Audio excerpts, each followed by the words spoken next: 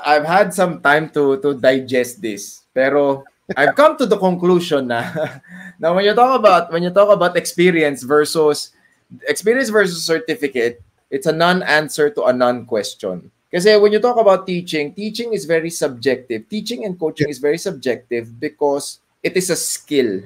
So pwedeng magaling ka, 'di ba? Hindi diyan papasok yung mga sports clichés ngayon na hindi porket magaling kang fighter magiging magaling ka na coach. The same way na hindi lahat ng magagaling na coaches magagaling na fighters during their time. However, we always go back to that definition na teaching and coaching is a skill.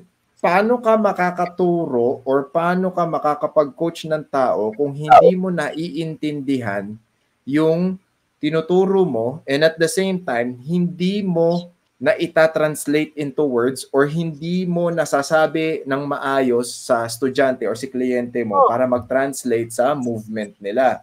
Dalawang approach kasi yan eh. Para sa akin kasi, when it comes to combat sports, may mga bagay na pwede mo siyang matutunan at pwede kang magka-certificate. Pero kasi yung certificate, supplementary na lang yan eh. Supplementary na papel na lang yan na nagsasabing, oy, meron kang alam sa isang bagay, proficient ka dito, o ito yung katibayan. So para magkaroon ka ng certificate, kailangan meron kang prior training. Ang problema kasi, ang nangyayari sa landscape ngayon, and this is very prevalent in the fitness industry, maraming nagbebenta ng certification programs, tapos sa industriya mismo, lumalabas na pag marami kang certificates, marami kang alam. Which is not also true because maraming certificates na walang kwenta, 'di ba? Let's be real here, 'di ba? Maraming certification programs about the fitness industry or personal training or fitness coaching. These are just regurgitated modules. Na ginagamit during the 90s, may tinweak lang ng 2000s, tapos ni-repackage, binenta uli ngayon.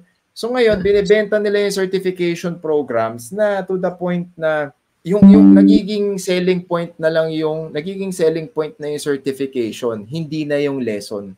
Yun yung nakikita ko dyan. Biruin mo, ultimo pagtatambol sa sahig, meron ng certification program na mahal. Diyos ko, dati it's CrossFit, functional training, kettlebells, powerlifting, di ba?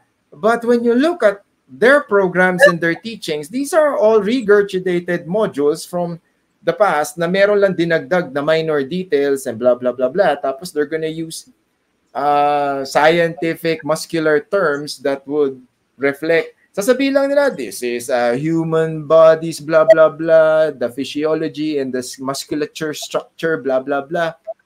Tapos yung certificate, parang 2 weekends or 3 weekends, tapos 18,000 pesos or 8,000 pesos, whatnot. Pero yun nga, more often than not, yung natutunan mo dun sa certification program na yun, hindi mo rin naman ma-apply lahat kasi wala naman masyadong bago. So when it comes to combat sports, it is my firm belief na it's going to be, hindi natin i-rule out yung possibility na meron tao out there, fitness coach or fitness enthusiast, pero fight fan, di ba, naengganyo sa combat sports, naging martial artist bigla, tapos nagganyan siya, nag-certification program para magkaroon siya ng credential dahil gusto niya magturo. Sabihin na natin may ganun, pero para sa akin kasi, napakasimple. Kung gusto mong maintindihan yung gusto mong ituro, kailangan gawin mo siya. Kasi when it comes to martial arts and combat sports, these are movement-based. Everything about combat sports is movement-based. Everything about martial arts is movement-based. Boxing, Muay Thai, kickboxing, wrestling, judo, jiu-jitsu, lahat yan movement-based. So, paano mo siya ituturo sa isang tao kung hindi mo siya kayang gawin, di ba? Monkey see, monkey do yan eh. Kahit sabihin mong paghahawak ng mitts, sabihin mo jab straight. Para sa mga, yan din yung kinaiinisan ko dito sa mga fitness coaches na biglang nag-o-offer ng fitness boxing. For me kasi walang fitness boxing, walang fitness Muay Thai, walang fitness combat sports. Okay? Yeah. Fitness is a byproduct of training combat sports or martial arts. So ngayon, kung ikaw, nagpa-certify ka para maghawak ng mitts at aralin yung combinations, pero hindi mo alam kung ano ang impact ng suntok sa knuckles, sa wrist, sa buto ng kamay, hindi mo alam ano ang biomechanical requirements, ang biomechanical execution, hindi mo alam kung ano ang actual feeling ng tamang pagsuntok. Paano mo siya ituturo sa ibang tao? Ang punto ko dyan, pag hindi mo kayang ituro yun at hindi mo alam yun, at na-injure yung kamay ng estudyante mo, mawawalan ka ng estudyante. Nawalan ka na ng kita, nakasakit ka pa. Yun yung pinaka ano ko diyan. Kasi kahit na anong sabihin pa ng mga tao na may explanation, may ganyan, hindi, at the end of the day, these are movement-based exercises that have consequences. Hindi mo alam kung ano ang tamang pagsuntok, pagsipa, pagtuhod, at nakadisgrasya ka or nasaktan yung tao dahil mali yung turo mo, you're doing more harm than good. So, so malaking factor si experience dyan. Pero ito rin yung caveat. Ito rin naman kasing mga tao na daldal ng daldal about their experience.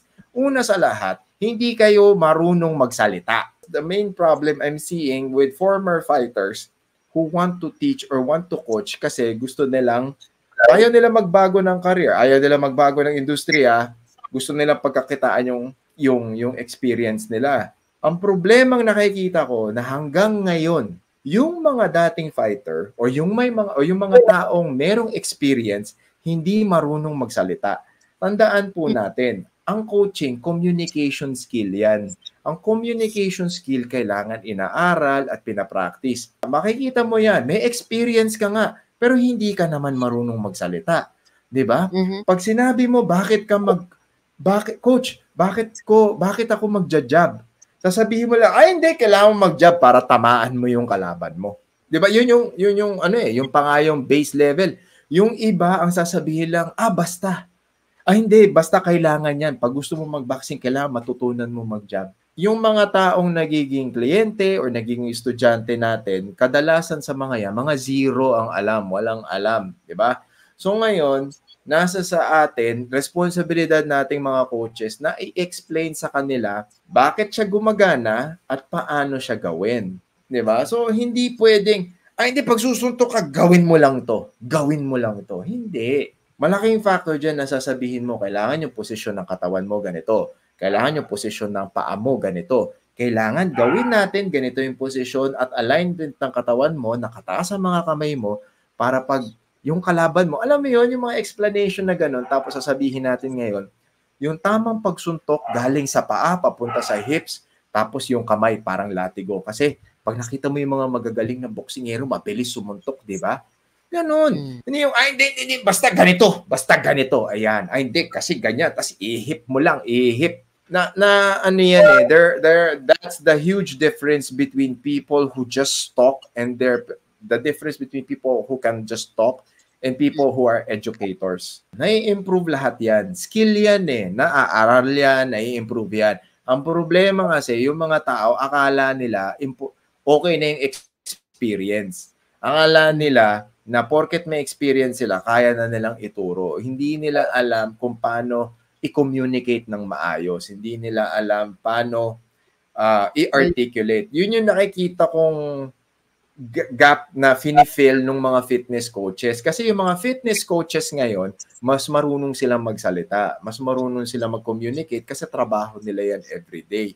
So ngayon, pag meron silang, di ba nakita nila ngayon na, uy, tignan mo yun, boxing, paghawak ng mitts, hawak lang pala yan tapos pasuntukin natin, pasipain natin. Paggawa natin sa mga kliyente natin, total, mas magaling naman tayo magsalita dyan sa mga yan Di ba? So ngayon, binibenta nila yon kasi kaya nila ibenta Ito lang para sa atin na mga nasa spectrum na merong experience. Kung yung mga kung sa mga fitness gyms, kaya nilang ibenta yung programa ngayon na napaka-bobo nilang gawin, dapat kayong mga nagre-reklamo na nagsasabing meron naman kayong experience, kung nakita nyo na kaya nilang ibenta yon, ibig sabihin maganda yung produkto. Ang kailangan lang i-improve is yung communication. Yung communication skill kasi pwede yang aralin. So imbis na mag-games lang kayo sa mga telepono nyo or manligaw kayo sa Facebook or mag-simp kayo sa mga sexing babae o kaya mag-comment lang kayo at makipag-away sa ibang mga forum at Facebook group, pumunta kayo sa Facebook, pumunta kayo sa YouTube, mag-aral kayo. Nakakatamad kasi mag-aral, nakakapagod. Pero yun yung hindi ko rin maintindihan sa ibang tao eh. Gusto nyong kumita, gusto nyong mag-improve, gusto nyong taasan yung presyo nyo, pero ayaw nyo mag-aral, ayaw nyo mag-improve. Kasi syempre nag-aaway-away yung mga tao ngayon. Ba't kayo dyan? Mas may experience ako. Mas magaling siya magsalita mas magaling siya dumaldal Di ba? So mas marami siyang mabobola. So maganda ngayon, dahil may experience ka, alam mong mas magaling ka, galingan mo ngayon yung pagdaldal. Di ba? Marami kasi ako nakikitang coaches hanggang ngayon, unfortunately, pag merong naging chicks na kliyente, ang unang-unang ginagawa, titignan nila paano nila masisibak yung kliyente na yon. Titignan nila paano nila pwedeng ligawan, paano nila pwedeng ilabas, di ba? Tapos yung ibang kliyente rin nila, imbis na i-improve nila yung kliyente nila, ang gagawin nila, uutangan, magdadrama, tapos sasabihin mo, i-share natin dito, mag-aral kayo, matuto kayong magsalita ng tamang Tagalog. Biruin mo, Tagalog na to, hindi na kailangan English, Tagalog na lang, tamang pagsasalita ng Tagalog. 'Di ba? Kasi ang coaching may authority, 'di ba? Para may authority ka para ma-build yung personal brand mo, 'di ba? Tapos mag-aral ka rin ng English, mag-practice ka ng English kasi sinasabi ko yan sabi ko, mag-aral ka ng basic English kasi paano pag may foreigner na pumasok sa gym nyo? 'Di ba? Paano pag may foreigner na pumasok sa gym nyo? Tapos walang may alam mag-English. Paano kung ikaw marunong ka mag-English? Di sa'yo yung kliyente na yun. Tunay na issue na dapat i-address natin is yung coaching capabilities ng tao.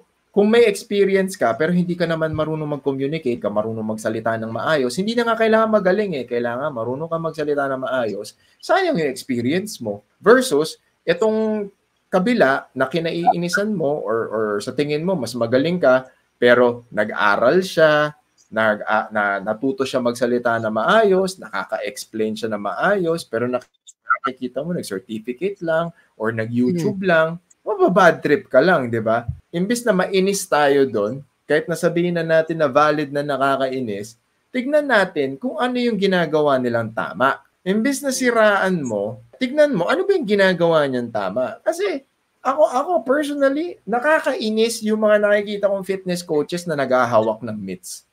Kasi para sa akin, sagrado ang combat sports, ang martial arts, sagradong bagay yan. Call me a purist or pero para sa akin, pag naghawak ka ng pads, naghawak ka ng mitts, you are building trust and relationship with your students. Meron kayong relationship with each other. Merong connection na nangyayari dyan. Kaya para sa akin, para gawin niya na kung anong fitness or buhat bakal gym na pucho-pucho or yung kahit yung mga mamamahali na fitness gyms dyan, na ginagawa nilang ganon. It's a disrespect to the art and at the same time, they clearly have no idea what the fuck they're doing. However, kailangan mo pa rin tignan, meron silang ginagawang tama, kaya meron silang nabobolang ganon. Hindi pwedeng magreklamo ka na magreklamo. Kailangan may gawin ka about it. Kasi kung hindi, may iiwan ka.